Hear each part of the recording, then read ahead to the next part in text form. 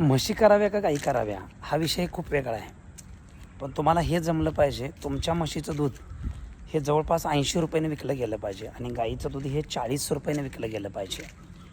पशुखाद्याचे वाढते दर, सुका चारा महागला आहे, हिरवा चारासुद्धा महागला आहे, सायलेजसुद्धा महागलं आहे, औषध उपचाराचा खर्च पण या ठिकाणी वाढला आहे. सगळ्यात महत्त्वाचं तंत्रज्ञानाचा अभाव आहे. एवढंच नाही, नवीन जी पोरं दूध व्यवसायामध्ये येतात त्यांना थोडासा अनुभवाची कमी आहे.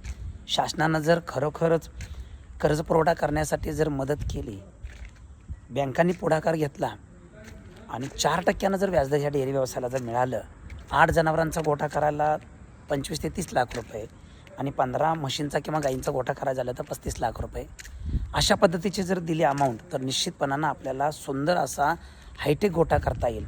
पण रेट हा शासनानंच वाढवला पाहिजे किंवा आपण किरकोळ विक्री केली पाहिजे. ह्यासाठी सर्वांनी विचार करून दूध व्यवसाय करायचा आहे.